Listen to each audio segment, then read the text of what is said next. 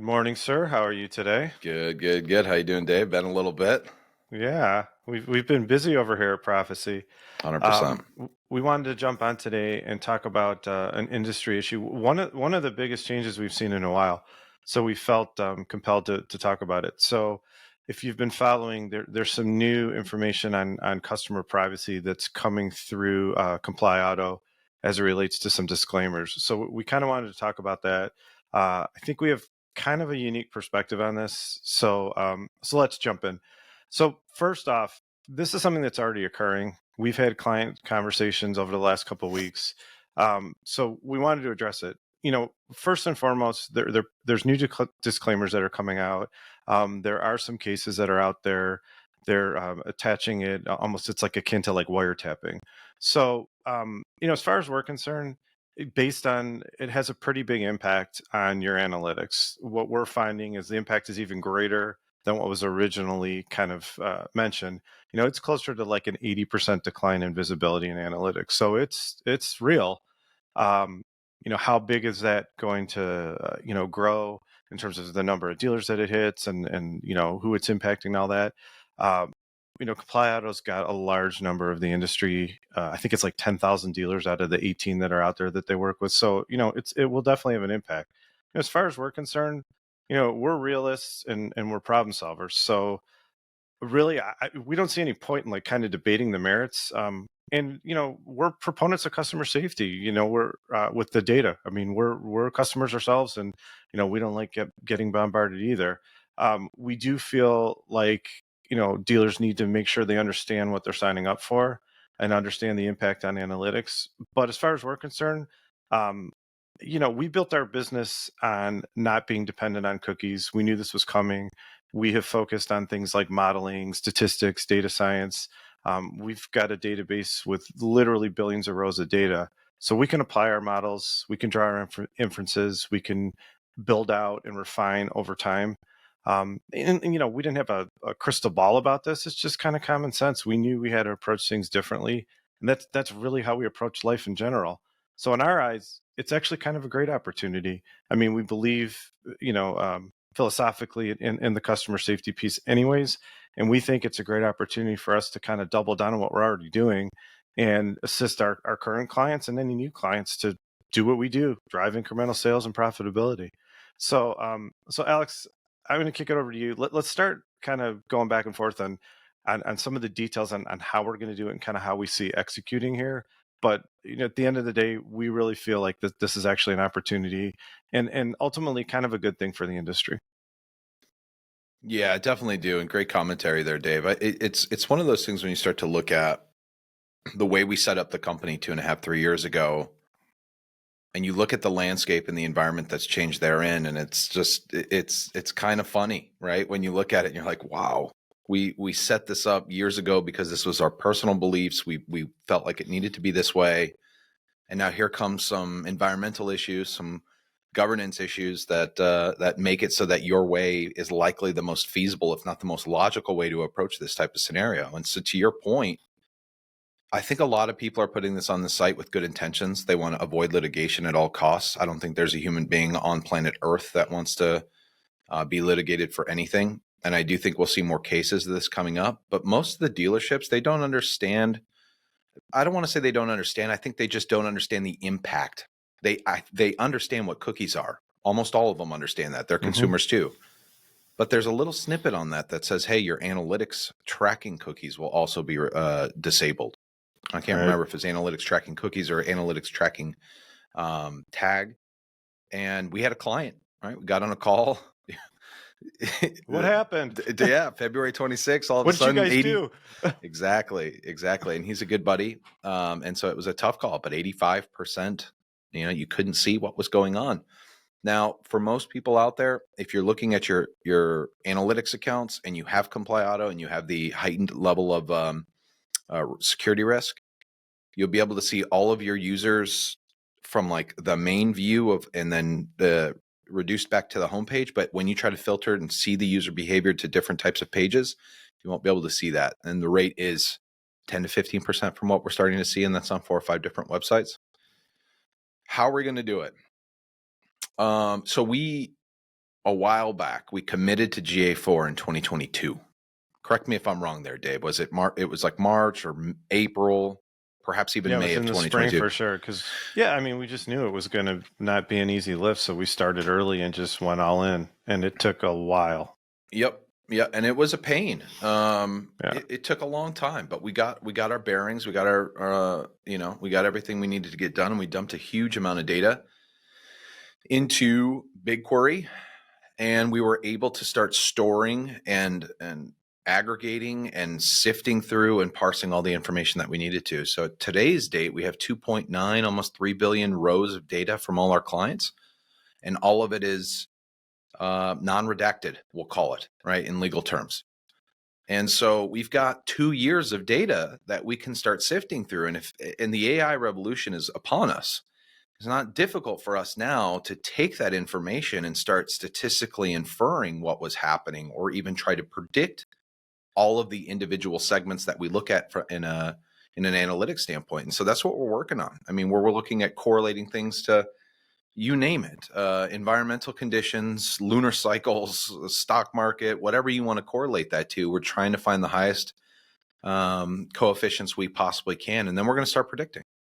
So for our clients who want to know the full picture, we inadvertently set up a system that has no problem and will, we with high confidence, be able to predict and say, hey, I know you can't see what your new users are doing when they go to this page, but according to what we have here, it is likely based on this information or this many users that you have to the homepage.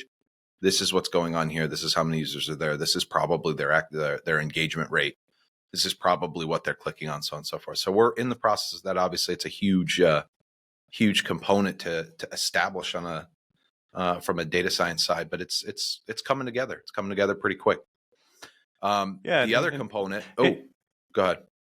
yeah, I was just gonna. I mean, it's a a learning system, right? So the more that we build on it, the better it's going to get, and then what we're working off of going forward will become more data, more history, and build on top of that.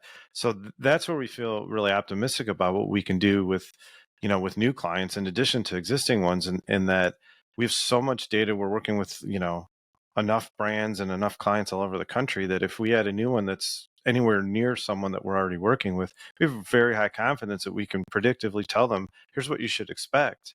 And then Yeah. we fine tune over time as we get more data. And so this is a living, breathing thing that's always going to be stronger and better. And what we found from what we've built to this point already is like the learning is not a super long period. That's the beauty of kind of how we set it up and the ability to use AI and the things that we've done to get a really smart learning system. Right. It's not with the effort we've put in, it does not take a lot of time to get smarter, Yeah. which is why we don't look at the past, we look at the future. We let the system grow that out for us to then spend our time on insight.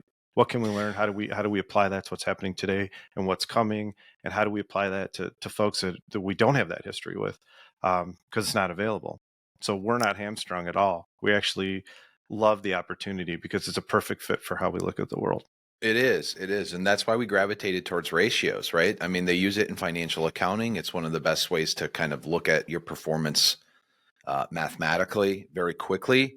And so we started doing that from a website perspective too. And those ratios, it doesn't matter if you scored 3 out of 5 or 60 out of 100 on a test, that percentage is still 60%. You can still leverage that system and do what you need to do in order to get to where you need to be. And so our entire media buying strategy, our MMMs, all the other things that are present, that is all based on this ratio that is unaffected by these types of changes. So for us, inadvertently, we've created something that does not need to use it.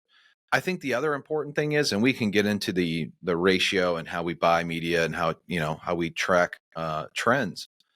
The other thing is when you have an established MMM from a marketing perspective, and you're able to see the things that we can see, which is predicting outcomes by channel, by looking at correlation coefficients by each individual channel to the contribution for the contribution to the whole. And then you start looking at, recommended allocations and things that we do, the what if scenarios. When you have that, you're not really guessing, right? You haven't been guessing. We produce these reports once a week for every client irregardless of how much history they have with us. So within a couple weeks of joining, we're going to have an MMM, and we're going to know how each channel is directing the outcomes that we need to, and then we'll make adjustments accordingly. Why this is important is it won't matter if it's on 1/10 the amount of information. Statistical inference would say like you could reduce the U.S. population to a number of like 550, and it'd still be relevant.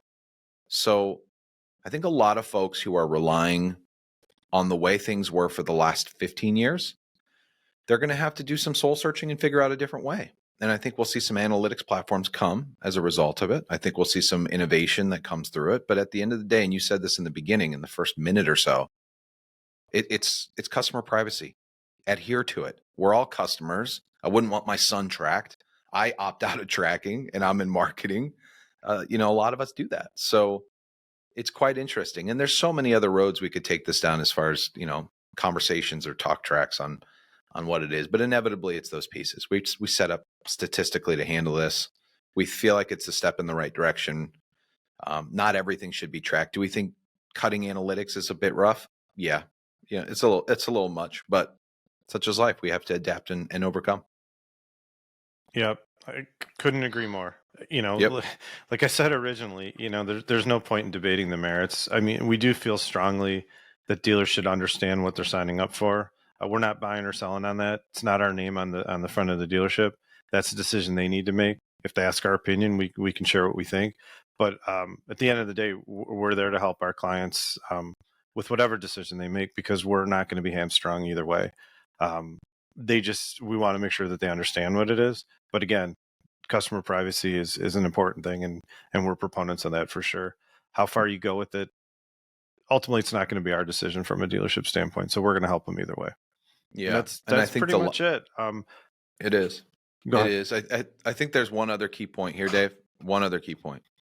A lot of people set up marketing and set up products based on a communication between the website and the actual individual platform themselves. I think the most important thing people can do is start looking at figuring out ways to recommunicate within that platform. When we first started this thing, we did that exact. We did not care about retargeting from the site to these platforms. We kept everything in its own respective garden. We started hammering re-engagement and retargeting based on media consumption and not based on website behavior. And we are light years ahead, I think, of where the competition is. So I think it's very important as people look to companies who are talking to you about, oh, we're going to be able to send John Smith this ad on this vehicle because we know him and based on this matrix and this, that. Once this thing's turned on, good luck. Good luck. It's not possible. Oh, we're going to be able to attribute 70% of your traffic and send you a DNON. No, you won't. So I think it's very important that people understand how many things that will be killed as a result of this. CDPs are important, but CDP is a DMS. Okay, so your DMS is important, but you don't need all this fancy gadgetry of understanding who this person is and that person is and everything else. So it's, I'm sure our team will cut this up later and there'll be some segments of it. I just want to make sure we got this stuff in. Yeah, no, that's a really good point. I mean, we have definitely tried a couple of different things over the years that we've been doing this, largely because we needed to find out for ourselves and not take someone else's word for it. But I will tell you, within the walled gardens, I think, they will tell you if you try to get too cute, you're going to get, worse performance. And we needed to learn that for ourselves. But at the end of the day, what Alex said is 100% true. We ended up getting worse results. We just needed to see it and make sure we experienced that ourselves. And it was worth it. It's a good lesson to learn. But yeah, you start trying to get too fancy, you're going to get limited the people you can even get to, and the results aren't going to be any better. And it's a lot of work to try to execute to get too fine. It just doesn't work. And we're speaking from experience. Yeah. So I'll leave it at that. We could go on for a while on that. For sure. The more advanced civilization becomes, the more simple things need to be. And that's exactly where we are. So, yeah, I think it's an important topic. If you guys have questions, we've got some experience in this realm. If you're looking for a little something different, by all means, reach out to us and let us know. But that's our take on Comply Auto and what's happening around the industry. And hopefully you're aware and this isn't catching you with a question mark like we've seen some other folks. Yeah. Yep. And we're happy to help anyone that, we can talk through this if you need further explanation or what it's really going to mean or what the impact or how you work with the confines of what's been put out there on these disclosures and things like that. We're happy to help. So with Yep. that, we're going to sign off. Everyone have a great rest of the week, and we'll be back with more exciting topics in the near future here.